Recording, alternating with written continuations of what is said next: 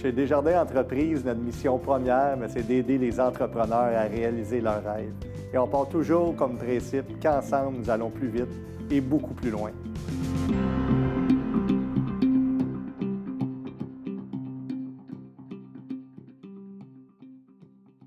Donc, Tommy, au niveau de la Chambre de commerce, nous, on connaît toute l'implication que vous avez sur le territoire, toute l'importance que vous avez dans l'économie locale. On va en parler un petit peu plus loin à travers les fonds. Toi, de ton côté, là, pour ceux qui nous écoutent, là, à quoi peut ressembler ton implication ou l'implication de Desjardins au niveau là, de notre territoire?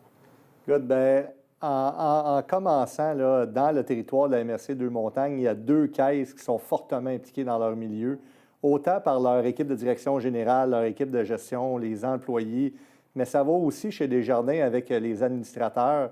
Les administrateurs, eux, ont comme mandat premier de représenter les besoins de leur communauté, que ce soit leur communauté d'affaires ou leur communauté personnelle. C'est vraiment ça le rôle des administrateurs. Dans votre territoire, on a la Caisse des Jardins Saint-Eustache de Deux-Montagnes, qui, eux, ont des points de service autant à Saint-Eustache qu'à Sainte-Marthe-sur-le-Lac.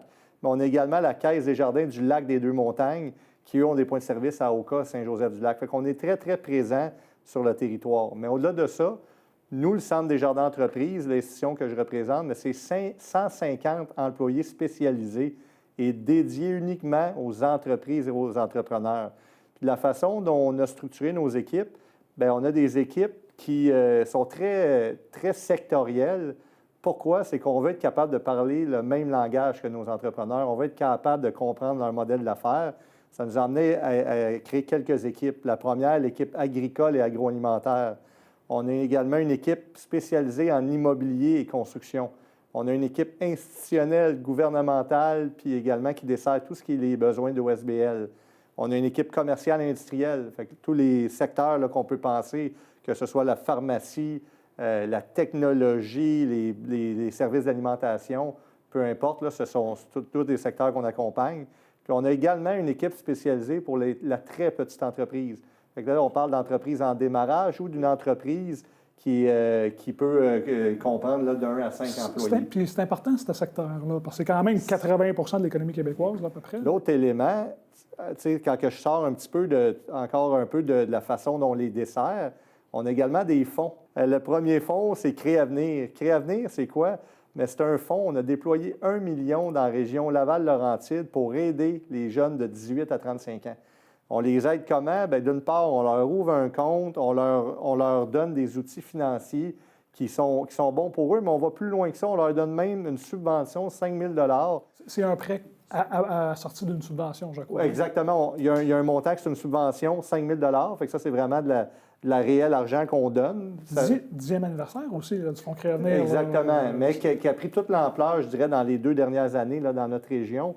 On a accompagné près de 140 jeunes entrepreneurs de 18 à 35 ans. Puis parmi ces 140 entrepreneurs-là, il y en a beaucoup là, que c'est des histoires à grand succès, là, j'oserais dire. Fait que ça, ce que ça veut dire, là, dans les 3 dernières années, parmi les 140 entrepreneurs, là, on en a seulement 3 qui ont soit fait faillite ou que ça a moins bien été. Tous les autres, ça a bien été. Pourquoi? Bien, c'est justement la force de travailler collectivement ensemble. C'est qu'il y a les entités de développement économique en amont dans Créavenir qui aident les entrepreneurs dans leur modèle d'affaires puis qui est challenge au niveau de leurs hypothèses. Après ça, nous, Desjardins, on met en place des besoins de financement, ouverture de compte, carte de crédit, prêts, subventions. Puis après, on s'est même associé avec les cellules de mentorat de Laval-Laurentide qui prennent en charge nos jeunes entrepreneurs. Exactement. Nous en avons une également sur le territoire, de Deux-Montagnes. Exactement. Puis ces cellules de mentorat-là, mais ça donne un support pour que l'entrepreneur, dans le fond, réussisse mieux puis à ne pas commettre des erreurs qu'il aurait pu éviter. Là. On a également créé le Fonds C, qui est un fonds qui était destiné aux entreprises qui devaient innover leur modèle d'affaires en situation de la pandémie. Fait que ça, là, c'est jusqu'à 10 000 $ de subvention. Fait qu'encore là, c'est de l'argent qu'on donne aux entrepreneurs pour dire, vous avez eu une bonne idée, bien nous, Desjardins, on croit en vous, puis on va vous supporter là, à travers cette bonne idée-là. Le Fonds Grand Mouvement, parce que je pense que c'est un fonds qui est important, mais qui en dit très long sur l'importance de Desjardins, sur l'impact économique et local de notre région. Je te laisse en parler un petit peu, là, le fonds Grand Mouvement. Oui. En fait, le Fonds Grand Mouvement, là, c'est pour supporter les OSBL et différentes entités soit de développement économique ou culturel dans les régions. Puis ce fonds-là, en fait, c'est quoi? Bien, c'est un fonds de 250 millions.